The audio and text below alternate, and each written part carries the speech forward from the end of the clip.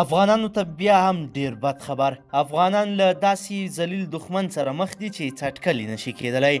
نور خو څه کوي چې نه غواړي افغانان په رڼا کې ژوند وکړي. ملګرو راځئ چې د برېښنا اصلي دښمن څوک ده او اشرف غني د برېښنا رئیس ته ولې حوصله ختمه شوله، څه یې وکړل ورسره. ویډیو را سره تر پایه وګورئ چې څه شوي دي. درنو لیدونکو السلام علیکم، وخت مو په خیر. برېښنا شرکت په پروان ولایت کې د برېښنا د یوې بلې وارداتي ستنې د ویجاړۍ خبر ورکوي. تېره شپه په پروان ولایت کې مرکز ته څیرمه د ګلغونډۍ په سیمه کې د ورانکارو لخوا د وارداتي برېښنا یوه بله ستن په بمونو الوزول شوې ده. ویل کېږي دغه پیښه کې د برېښنا مزي پرې شوي نه دي، خو د ستنې 3 برخې ویجاړې شوي دي. دا په تېره یوه اونۍ کې درېیمه ستنه ده چې د نامعلومو وسلوالو لخوا ویجاړېږي.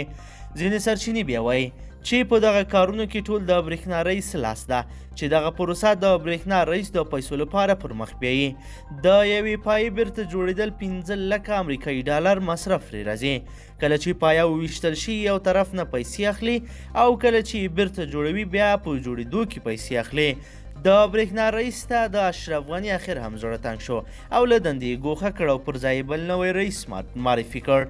په دې وروستیو کې د برېښنا شرکت په وارداتي لینونو باندې بریدونه زیات شوي چې خلک یې سخت اندېښمن کړي دي. دا په تېره یوه اونۍ کې درېیمه ستنه ده چې د نامعلومو وسلوالو لخوا ویجاړېږي.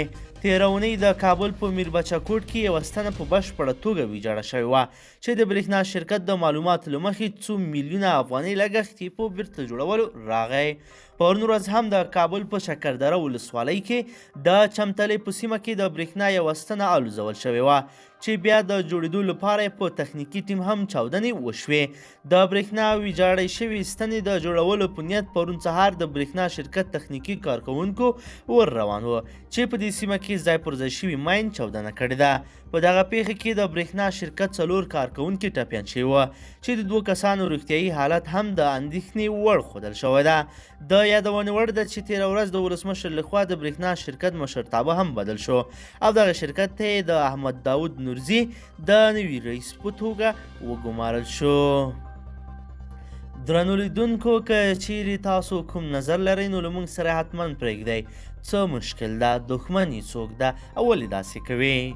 که چیرې مو ویډیو خوښه شوې وي نو ضروري لایک کړئ، او که چیرې غواړئ چې ورته تازه او مهمو پیښو څخه ځان ډېر ژر او په لنډو کې خبر کړئ زموږ چینل سره سبسکرایب کړئ، ویډیو سره حتما لایک کړئ. تر بلې ویډیو مو په لوی رب سپارمه.